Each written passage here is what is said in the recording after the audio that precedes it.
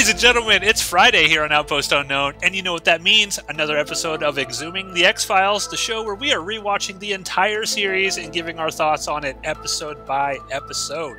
Tonight, we are headed to Bigfoot country, the Pacific Northwest, but rather than Bigfoot, we're going to deal with swarms of killer ancient bugs in Darkness Falls, episode 20, directed by Joe Napolitano and written by our favorite, Chris Carter. So this first air date was April 15th, 1994. All right, Jeremy, we're talking killer bugs tonight. How are you feeling going into this one? We just watched Shapes. We were very, very disappointed. What were your thoughts going into this? Were you hoping this was going to be a banger? Yes, because this is one of the few episodes that I remember watching. You got to keep in mind that I've only seen most of these episodes, but the original time that I saw it air, and I do remember the things that happened in this episode. So I'm like, if that stuck out that far in my mind, I must have loved it as a kid, right? Okay, yeah, and I think an interesting angle that we can talk about here is that nostalgia does play a part in our enjoyment of things. There's a lot of people that I think want to kind of deny that nostalgia matters or should matter or hates on it. When it's something that you love, you're never going to sort of lose that original love for it. And so when there's anything that sort of reminds you of a past love, that's generally a good thing. And human beings like to feel that way. They just don't like to be exploited through nostalgia. So something like this, I just like you, I do remember seeing this episode back in the day. I had fond memories of it. And, I was like, anything's got to be better than Shapes. So I was expecting a banger. So how does this one open? Darkness Falls. It opens with a bunch of dudes standing around in flannel like, if we're going to do this, we got to do it right now. No idea what's going on, but the tension is high. And then they all start just barreling through the woods blindly. Nobody has no real rhyme or reason. Dudes are running off away from each other. There's like 40 guys. Yeah, there's a lot. And then it gets like they're just running through the woods, and then it gets to nightfall. Some dude breaks his leg. One of his friends jumps over a log. He's like, "Hey man, I'll help you out of here." And then all of a sudden they look up towards the sky, and this swarm of tiny glowing something or other is dust or something is scattering and curling over the top of them, and then it descends upon them, and they just start yelling and screaming. And then we get the title screen. Now, I will say, when coming off of Shapes, rolling into this opening with the loggers, I was like, okay, cool. I love settings that take place in the Pacific Northwest. I always do. So right off the bat, I'm in on the loggers. There's a great Tales from the Crypt episode. I think it's called Split Personality or Split in Two or something about that, about loggers. And he's cheating on the loggers. Like the head dude with his wife, and then the very end of it, like the head guy, the logger, he blinds him, and at the end, all of his logging buddies stick the boss inside of a hollow tree, and then have the blind guy saw it down with a chainsaw. Oh yeah, remember that? Like yeah. that's we should do a Tales from the Crypt watch too. That'd be also really fun and interesting. But ever since I watched that Tales from the Crypt episode as a kid, I love stuff about loggers. I just love it. So I'm like, I'm in. Now I got to say the 1994 CG green bugs and the fade to green. I did not remember the fade to green. I've never seen a fade to green ever in anything, in any media. And in this, it doesn't, we all know fade to black. We've all seen fade to white and stuff. I've never seen fade to green, and I was taken aback by the fade to green. But I was all in on this opening. So they have to go. Mulder and Scully say that this happened again in the same area when it was logged sometime, like 40, 50 years ago. Yes. Oh, we're going back into that well again. This happened 30 years ago, and 30 years before that, and 30 years before that. Very Tombs, very every episode we've been watching lately. So they go with this sheriff fella out, and like the log. Why is the owner with them? I never understood that. He was like an Yeah. asshole. He had interest in the area, but he wouldn't be going like out with the cops and the FBI to do investigating. Certainly not as armed as he was.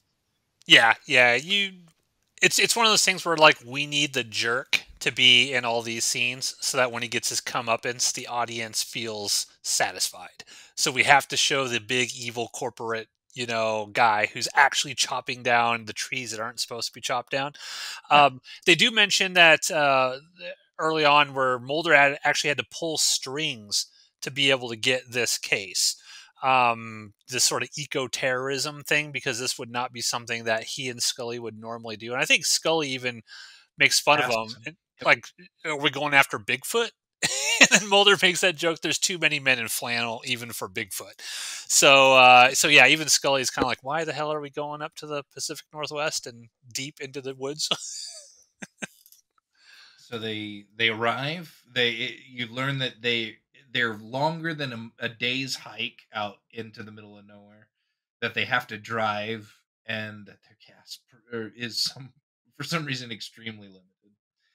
They arrive. They start investigating this empty cabin that looked like it was just abandoned at last notice. Or at last minute's notice. There's you know half-eaten food sitting on plates on the table. I don't know if you noticed, but Mulder picks up a bag of marijuana I and did not notice that. he's like rolling it in his fingers and he's grinning at it for a while before he turns it over to the cop. And it's like, are you are you longing for something here? But he hands it to the cops like, I found the party favors. And what do? They can't find evidence of any of the loggers around there, so they leave the owner guy like at the cabin to work on the Yeah, generator because it's broken because of these eco terrorists. There's a bunch of broken down trucks yeah. that have been We filled with rice, sugar, and sand. Yeah, that's the big thing, right? The eco terrace. And I remember this being a thing in the 90s. I remember there being like a cultural thing where, there would be people that would like chain themselves to trees because they didn't want the loggers to actually be cutting down the trees. And like there were eco terrorists out there that would sort of sabotage, the construction crews and like the machinery, and they would, I think there were a couple people who were killed because of it and stuff, because they Yep. were just so blindly, you know save the trees, stop chopping these things down, that was a thing back then. And they mentioned in this episode that the eco terrorists call the forestry service Freddies. And like when Mulder and Scully meet that forestry guy, I'll just call him Forest Ranger Bob, who was David Duchovny's like real life childhood friend. And I guess from what I was reading, David Duchovny helped him get a role on this show as that.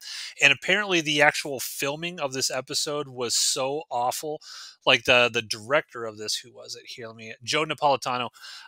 This was the only X Files episode he ever made. Like they didn't ask him to ever come back because he left the shoot. He was fighting with the first assistant director. Everyone was like at each other's throats. And from what I read, that David Duchovny and this Forest Ranger Bob guy were like super good friends, and they were constantly making jokes to try to keep the crew up and not like just horrified by the horrible shit show that was the filming and making of this. But yeah, eco terrorist. Do you remember that being a thing back in the 90s? Well, it still sort of is, but yeah, that sort of activism. There was a gal that spent like 100 and some days in a redwood tree just to prevent it from being chopped Yep. down. I remember them like they would go. Greenpeace would take boats and go chase whalers around and just like Yeah. blast noise at them and shit. Yeah, there's a lot of this stuff. Yep. Yep. I remember that. So they leave him. They leave him to repair his own generator because of this sabotage. And they're just walking, meandering through the woods, they're trying to find a trail, something, anything where these loggers got off to. And they end up seeing this huge silk ball in a tree. I remember this. This was one of the memories I had watching this as a kid. This came back to me. Yeah, it was because it was gnarly. Yeah. Was it Scully that went up there with the knife and starts Yes, cutting it open? here's my note. They said, now I get it. Scully is the smallest of everybody there, so she probably obviously weighs the least, and it's easier to get her up there. It's this gigantic cocoon. Like my first thing would be, let's go the opposite direction. Let's get help up here because what the fuck is that? And as I'm watching this, I wrote down they send Scully up to cut open the cocoon. What the fuck? Because that just seems like maybe I'm just being chivalrous, but it just seems weird to send the girl up there like cut this thing open and see what pops out. But again, Scully's a badass, so she's like, yeah, I'll go up there and cut it out. And what does she find? She she finds a dick. And I'll explain more about that in a moment. She sees human fingers, desiccated human mummy-like fingers poking out of the edge or the side of this cocoon. And so she cuts it open, she cuts it down, and as she's the medical examiner slash doctor on site, like they cut open the whole thing and they're looking at this mummy, this gray mummy inside of it, and she reaches in and starts touching him. It's like, oh, he's kind of like beef jerky. He's all dry and stuff. And then her hand starts moving from the mouth down the chest, and then they zoom out, and her hand is still traveling south. And she says, "It's a male." I'm like, did you just grab this beef jerky dick? Yeah, I think she did. I think she did too. Scully just grabs a dick. She likes it. It's fine. Then they go Slim Jim. They go back to the cabin. Oh no, wait. The guy that's the baron, the logger baron, that's repairing the generator, gets it repaired, and he hears this rattling around inside of his cabin. So he goes inside with his shotgun and finds. I never caught his name, but I was calling him Mustache Tony throughout the whole thing, so I'm just gonna keep calling him Mustache Tony. They find this eco terrorist, and he's like eating all their food off the plates that has been there for a week or so. He said he hadn't eaten in 3 days. He's talking shit to this guy that has a shotgun on him and probably has, in some states, every right to just end his life. Yeah. At that point. And then he's like, "You guys, we gotta you guys gotta get inside, and night's coming. We gotta get this Jenny on." And everybody there knows he's responsible for damaging the generator in the first place. That's responsible for destroying all of their vehicles. And they just let him walk outside, grab a gas can, and start walking over to their generator because he's going to gas it up. Like, I'm asking the question in my notes. Why? Why would they give him a gas can at all and just let him go? But they did because I guess nobody else wanted to do it. Yeah, well, that becomes like a theme in this episode because like there's a certain point when later on, I don't mean to get ahead, but Mulder just trusts the guy. He's like, "Don't worry, man, I'll come back for you. My buddies are out there and they're gonna die from these bugs, and so I just gotta go get them. I'll come back." And Scully even is like gets in Mulder's face, like, "What the fuck?" And I like that part because Mulder's actually sitting there. He's like, "Yeah, I fucked up." Yeah, like I fucked up.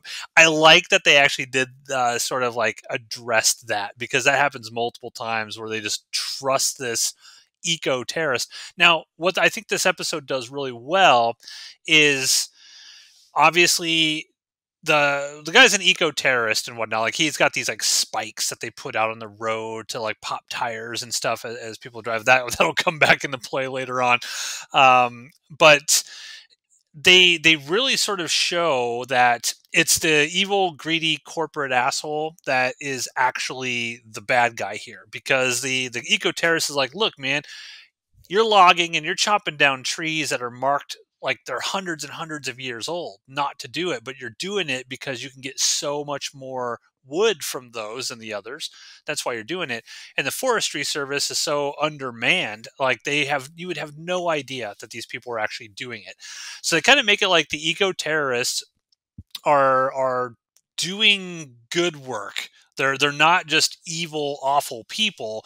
Their methods may be a little out of whack, but they're at least trying to protect these trees, which I love trees. I think trees are amazing. I get sad when I see just a tree across. Like I have this tree outside my townhouse. I named him Henry, and the city came and drove by one day. I'm like, what's going on out there? And they're chopping all of his limbs off because it's too far into the street, whatever, and heaven forbid something fall off and hit a car. And I'm just like, oh my God, Henry, are you okay? I went outside after. I'm like, oh no, you feel bad. I love trees.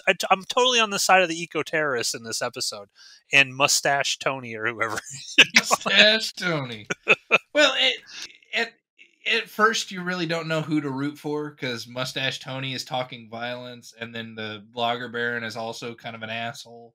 Yeah. And then after they discover the tree stump, the hundreds of year old tree that had been cut down, they end up finding this ring that's full of these little glow in the dark bugs. Yeah. And that's kind of how they explain how they get released into the woods this time around. Yeah.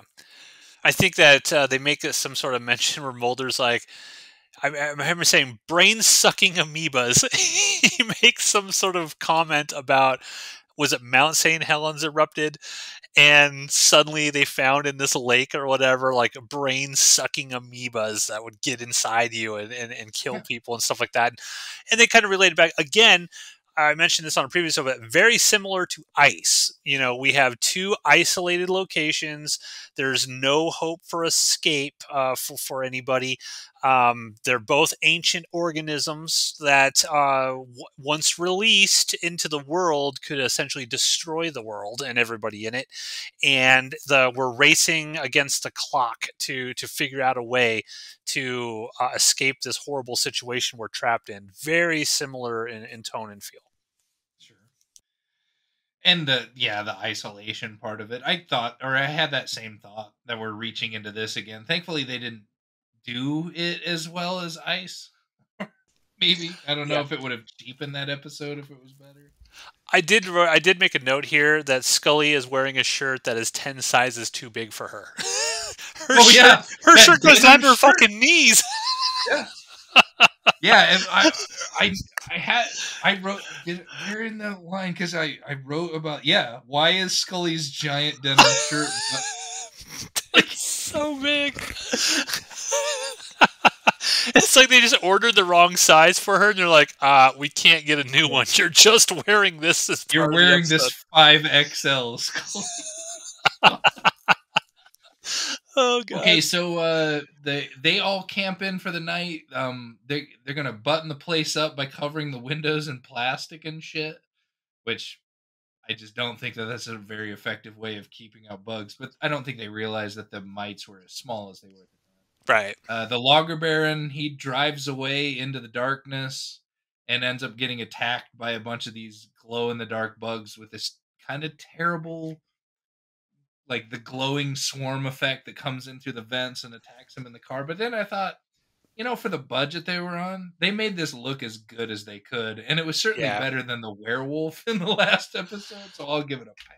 100%. Yeah, I think initially when I see all these bugs swarming, and then everyone has to act like obviously it's CG, so there's nothing there, and they're just like swinging their arms around and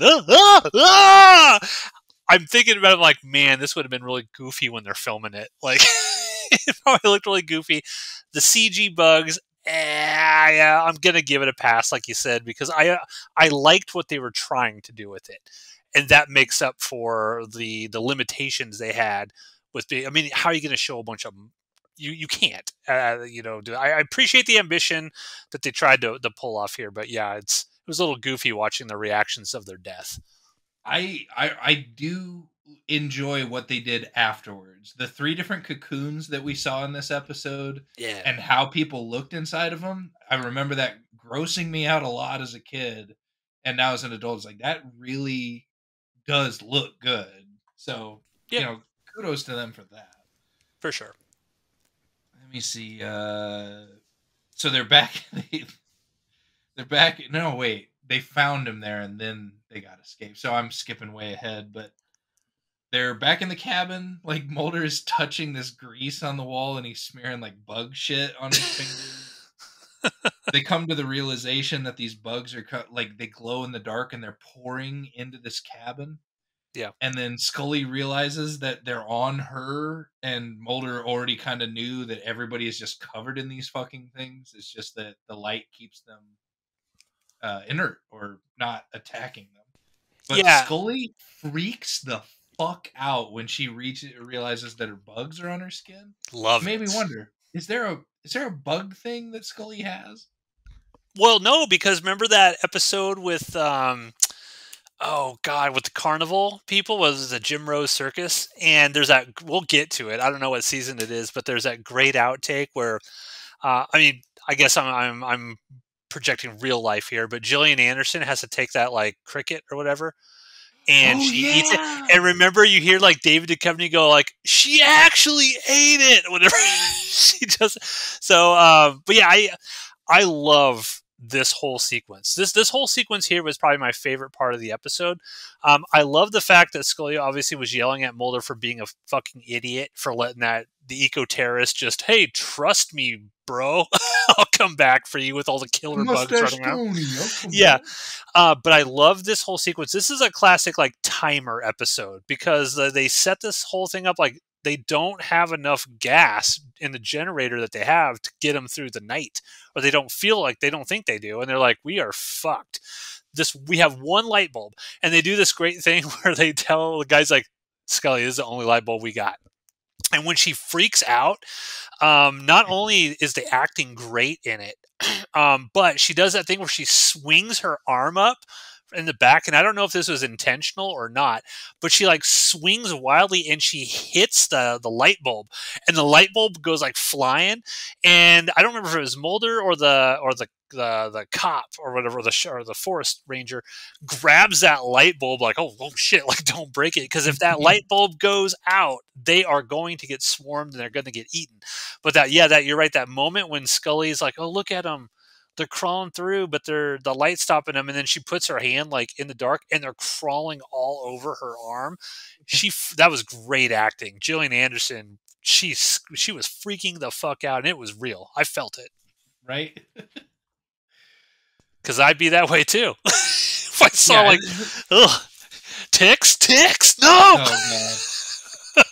Yeah, that feeling that you get when you know something is on you somewhere, or you get the suspicion that some bug has breached your personal space. So every time Yes. like a leg hair moves underneath you, you're like, oh Yeah. god. Yeah, and I you haven't been to my place, but we call this, Alyssa and I call this the spider house, because ever since we moved in, I have like every species of spider that lives in this house. And we will just be doing something, like Alyssa was in the kitchen the other day and she was like doing something, and just giant fucking wolf spider sitting there like running towards her screaming. I will be down like in the bathroom, whatever, and some strange giant legged spider looking at me from the corner. Um, I don't mind spiders. I just don't like the bugs crawling around on me. And when they get close to me, get out of my space. Get out of my Right. space. Right. We can coexist, but you're not my pet. You're not Yes, my fucking friend. exactly. Oh, I love I that know. scene. So, yeah, well, they make it through the night. It was weird. We learned that Mulder apparently has the ability to repair CB radios. He's so smart. And one of the things that Mustache Tony had sabotaged was their radio things. They're trying to get this call out during the day, and then the cop forest ranger dude, he kills the Jenny, and it kills all the power to the house. And it's like, well, we don't know if anybody even talked to us out there. And he had this great, well, good idea that you don't want that thing going off at 2 a.m. when these bugs are all over the place. So we just have to not run the generator until after dark because we have zero gas left. Yeah. Mustache Tony took a car battery and a 5-gallon gas can and hiked. You ever picked up a car battery? Yes, I have. Yeah. With one hand with a 5-gallon gas can in your other hand? And then hike somewhere? No, I'm gonna make it 10 yards before I'm putting both down and taking a break. Yep. But so and then night comes and they're sitting there, but nobody is on the radio after dark making these mayday calls. Like, surely there are people listening to CB radio after dark, Oh, but they that's a never. show. There's a future show for Outpost Unknown, CB Radio After Dark. We should just get CB radios and try to listen, see what happens. Who's out there talking? Truckers mostly on channel 19. You'll hear a lot of that. You want to stay away from 20, I think, because that's the cop channel. But we can have this conversation. So they don't make this Mayday after dark, but they do finally make it through the night, and they decide that they're just gonna bail.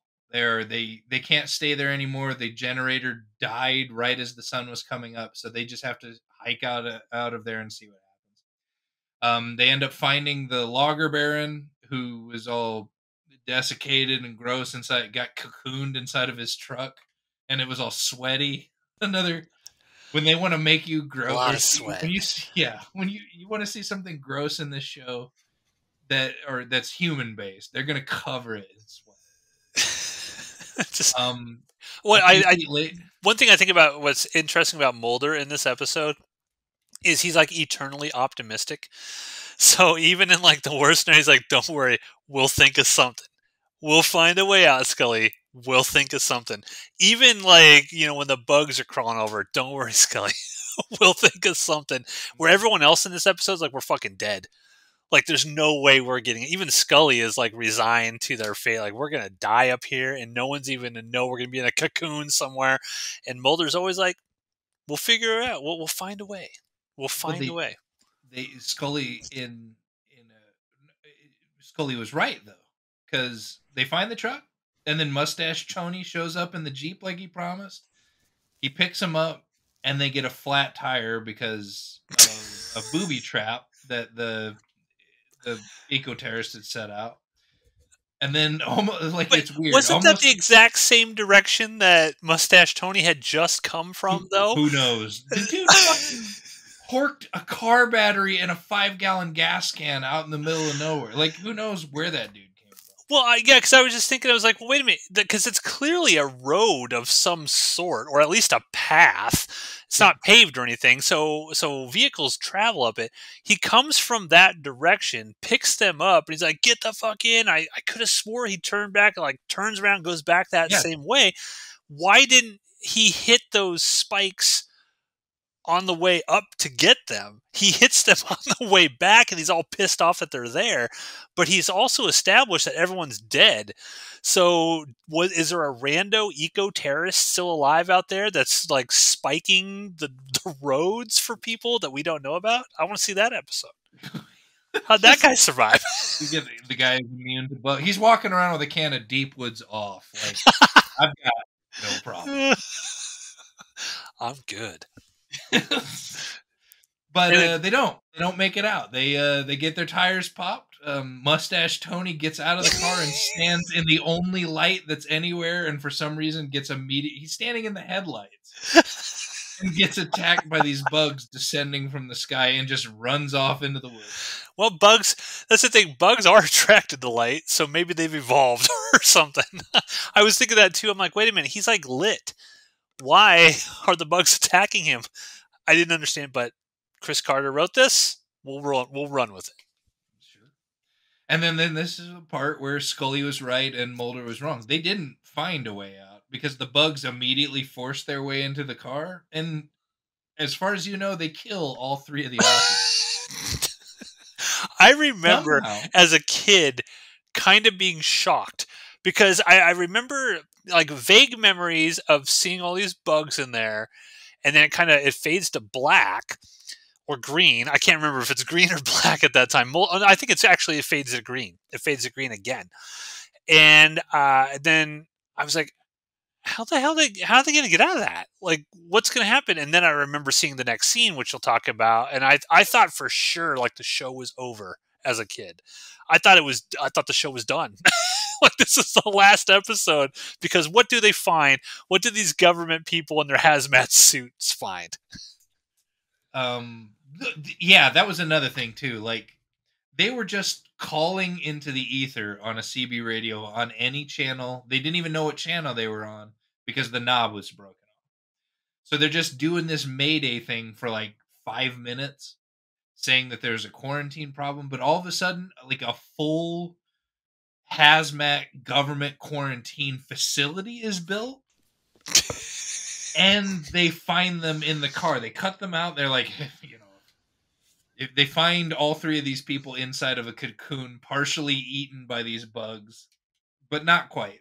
If they had been that way just 2 or 3 more hours, they Yeah. all would have died. See, I with the fast acting government quarantine thing, remember they've established that in this universe was back in Fallen Angel. Remember when Deep Throat tells Mulder, "Hey, get out there," and they actually say, I don't remember the exact term for it now, but they mention there's a fast acting thing to be able to clean up problems. So I'm assuming that the government has that ability all the time. That they can just immediately set up their quarantine stuff whenever they need to. Yeah, but in Fallen Angel, that was at the direction of some fucking general guy that was in charge of a radar base and had seen this inbound UFO crash. Like he knew it was a space thing. He was the Details, guy. details, Jeremy. And this one, it was just like I've got a walkie-talkie downstairs. If I pick it up and just start talking hey, there's a quarantine. Oh my god, there might be bugs. Help! Help, bugs, bugs. No, that temporary hospital facility that was made out of tarps and all of it, like that requires mobilization. That makes me want, like they just left it go, but that makes me think that the government was already there. They would have had to have already been there and had all of this shit set up there, and they were just ready to deal with the bugs after like their test subjects had gotten out. You may be right. I'm not, but that was a lot. That was a lot Yeah. to mobilize in a day. And that's it. Scully is unconscious. Mulder is walking around. They all three of them just look like shit. Oh yeah, it looks like they have a horrible sunburn. Yeah. But And then, it ends on that ominous thing, right? Where Mulder's, Mulder's the only one that's awake, essentially, walking around. And he talks to that doctor dude, and, the doctor's like, well, yeah, the bugs are out there. We're going to, what does he say, controlled burns and DEET or some shit. Like, we're just going to try to, like, pesticide the shit out of all of these things and kill them. And Mulder's like, well, what happens if that fails? And the government guy's like, it can't fail. And then you get that sort of like tracking pullback shot and the ominous Mark Snow music. Dun dun dun. Will this happen in the future? What'd you think of Darkness Falls? I like the episode. I don't think I liked it this time around as much as I did when I was a kid. But the risk that was involved, the fact that at the end they might have all died if they just didn't have the government show up to save their asses. I like shows that can threaten the main character's health and well-being, like legitimate. Yeah, I thought this was again, I watched it immediately after Shapes, so that might have colored my enthusiasm for it a little bit. But I actually quite enjoyed this one. Again, it's sort of echoes of Ice, which is one of my favorite episodes of X-Files ever. So I'm just genuinely, I like this kind of thing. I like these sort of timer episodes where, the bomb's about to go off and you only got 1 minute and how is everyone going to like get out of the situation. I like that kind of classic setup.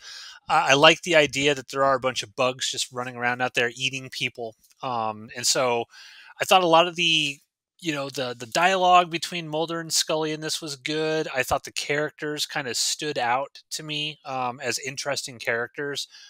Even Mustachio Tony or whoever, and the evil logger baron guy.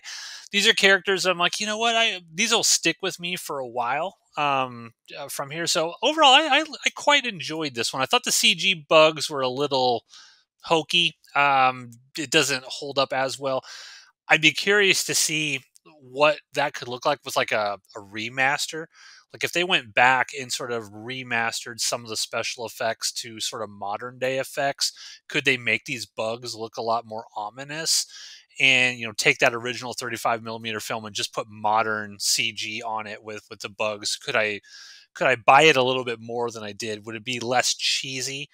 Possibly, I don't know, but I like this one. I thought this was a good comeback from the shitty episode shapes. I feel you.